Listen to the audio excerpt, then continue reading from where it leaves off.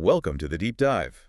Today, we're tackling the Federal Reserve. It's obviously central to our economy. Absolutely. Huge impact. But our sources today, they're asking something deeper. What if the Fed isn't just about economics? What if it reveals something about, the American character? Human nature, even. Yeah, like a deeper blueprint for the nation. It's a fascinating angle. So we're going to unpack that. We've got insights from sources like the Fed, America's Economic Soul and Astrological Blueprint, and also the Moon in Aquarius, a U.S. chart analysis. Our mission, really, is to figure out why this institution, which faced so much resistance early on, became so, indispensable. And what that whole journey tells us about ourselves collectively. Exactly. Okay, let's dive in. So to really get the Fed, we need to step back, way back, actually before 1913 when it was created. Right. The U.S. economy for like a century before that, it was pretty wild. Definitely chaotic at times. Yeah, we're talking constant banking crises, panics, huge political fights over money itself. And you can remember Andrew Jackson, right? What? Back in the 1830s. Oh, yeah. His war on the bank. He hated the idea of a central bank, saw it as too much power in one place, and he actually killed the second bank of the United States. He did, which really tells you something about how deep that opposition ran. It wasn't just politics. No, it felt like it was baked into the American identity. It really was. This long-standing resistance, almost visceral, it comes from that core American distrust of concentrated power. Fear of control. Exactly, especially economic control. It goes right back to the founding ideas. Any single entity having too much sway, that was a big no. Okay, but then something changed. Because despite all that deep-seated resistance, by 1913, boom, we get the Federal Reserve. Right, the big shift. So how did that happen? What made Americans finally accept it? Our sources point to basically three key things, sort of reversals in thinking. Okay. First, just the reality of economic interdependence. Things were getting complicated. Yeah, a modernizing industrial economy. It just couldn't run smoothly without stable credit, without reliable ways to pay each other, a solid currency, the old system, all those different state banks and private arrangements. It just wasn't cutting it anymore. It was causing real disruption. People realized growth needed something more unified. Exactly. Okay, second reason, and this one is like really ironic. It was that very distrust of concentrated power that shaped how the Fed was built. How so? Well, it wasn't set up as just one massive bank in D.C., right? No, it had the regional structure. Precisely. Regional Federal Reserve banks spread out across the country, plus the board in Washington. This is a deliberate design. A compromise. Yeah, reflecting that American instinct to divide power, make sure New York couldn't dominate, Washington couldn't dominate.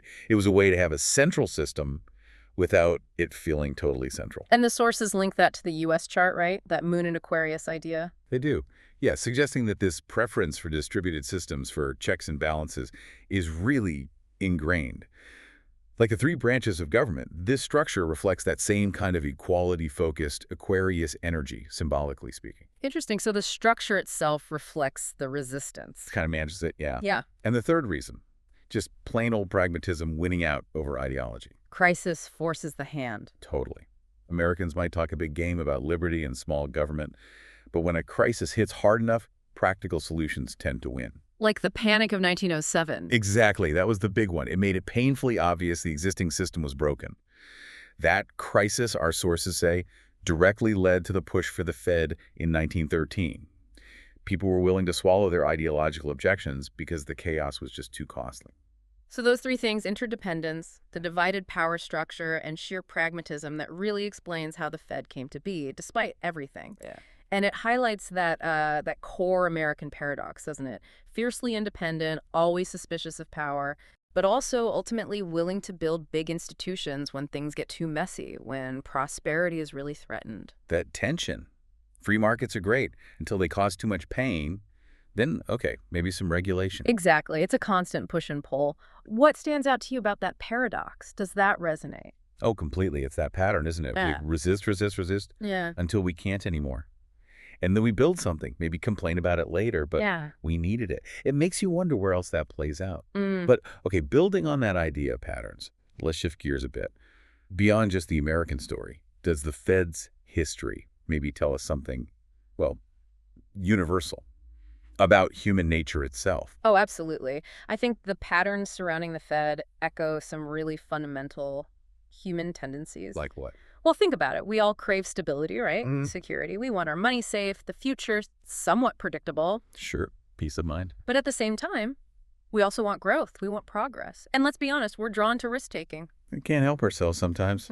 Exactly. And that creates this cycle. Economic booms, they breed euphoria, speculation, everyone jumps in. That FOMO you mentioned earlier, fear of missing out. Totally. And it leads to overreach, bubbles form, And pop. and then pop, the bust comes, Right. and suddenly it's all a fear, panic, people demand action, regulation, someone fix this. Right.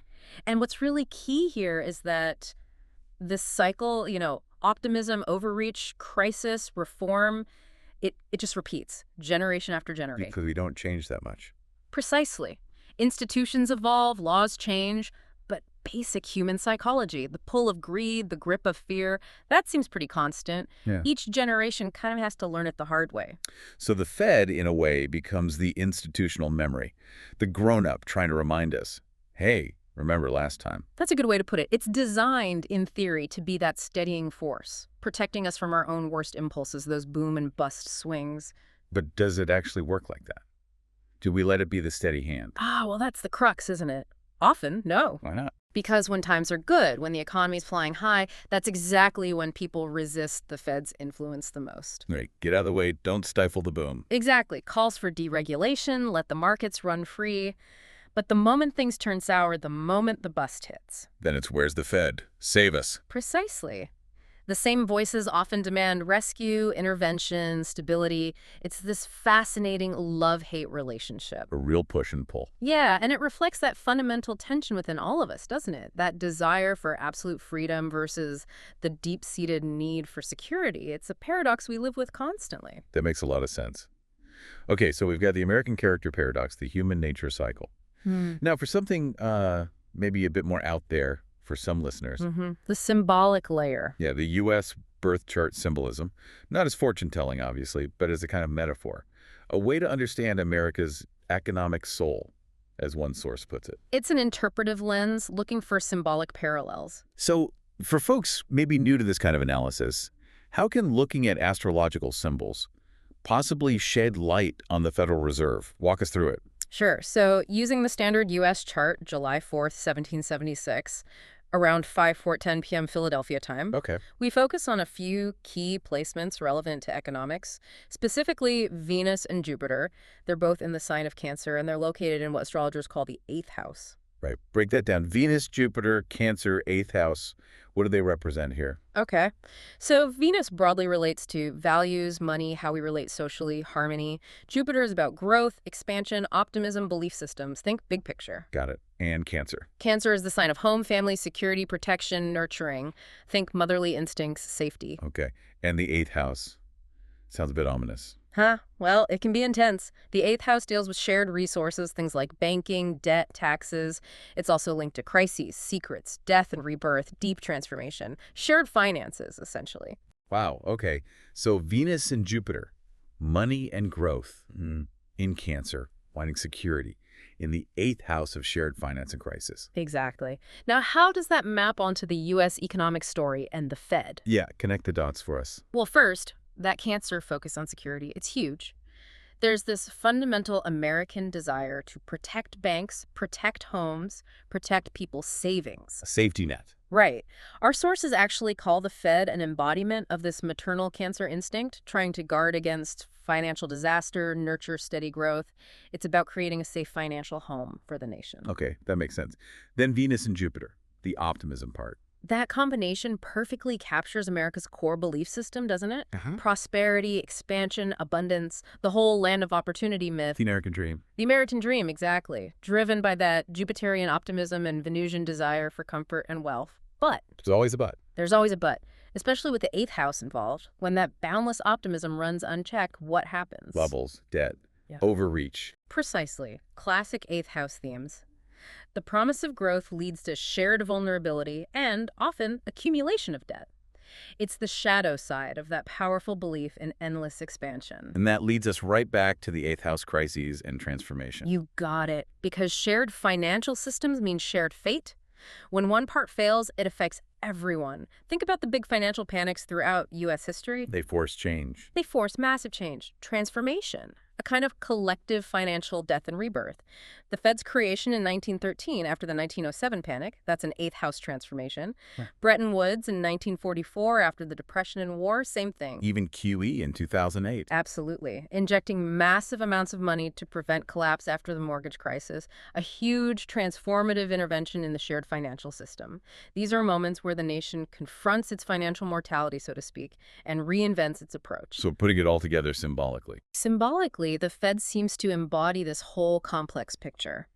It reflects the desire to grow and prosper, Jupiter, to enjoy wealth, Venus, but within a framework of safety and protection, Cancer, all while managing the inevitable crises and transformations inherent in shared finances, eighth house. It's like the chart describes the problem and the Fed is the attempted solution. That's a great way to see it. It's trying to manage the energies described in that part of the chart, the drive for secure prosperity against the backdrop of potential crisis. It's a really striking parallel. So we've covered the American character, human nature, the astrological blueprint. Let's try and synthesize this, bring it all together. Okay, so when you layer these perspectives, a really coherent picture emerges of why the Federal Reserve exists. Right. It exists first because the American character, resists control, but ultimately demands practical fixes when chaos hits the economy. That push-pull we talked about. Pragmatism wins eventually. Second, it exists because human nature itself swings between that euphoric optimism and risk-taking, and then the inevitable fear and need for security when things go wrong. These cycles just keep happening. We need something to buffer those swings. Exactly. And third, the symbolic blueprint, that US chart, seems to almost perfectly illustrate this tension. That Venus-Jupiter in Cancer in the eighth house speaks to this deep, deep yearning for secure prosperity, but also acknowledges the reality of shared financial destiny, recurring crises, and the need for transformation. It's like the nation is symbolically wired for these kinds of economic dramas. So the big takeaway from the sources seems to be the Fed is kind of like America's institutionalized mother. That's the archetype they land on, yeah, a protective force. Born out of repeated financial trauma. Born from those traumas, yes, and reflecting that deeper, maybe subconscious desire for security, even while we're chasing ambitious growth. It's the nation trying to care for its collective financial well-being, trying to manage its own internal conflicts. Always trying to pick up the pieces and guide things forward. Wow. This has been a really fascinating deep dive. We've gone way beyond just the mechanics of the Fed, haven't we? Exploring these connections to national psychology, human nature, even symbolism. It definitely offers a different lens. It really does. Gives you a fresh perspective on an institution that, let's face it, most of us just take for granted or find kind of opaque. And maybe it leaves us with a final thought, or rather a question for you, the listener, to mull over. Yeah. If we accept this idea, even metaphorically, that the Fed embodies this mother archetype protecting us from our own economic cycles, what does understanding these deeper patterns actually mean? How does it change how we see the Fed's role? Yeah, or even how we might approach the next boom, the next bust personally. Does recognizing these ingrained patterns in human nature and the national character, does it help us navigate them any better? Or are we just destined to repeat history?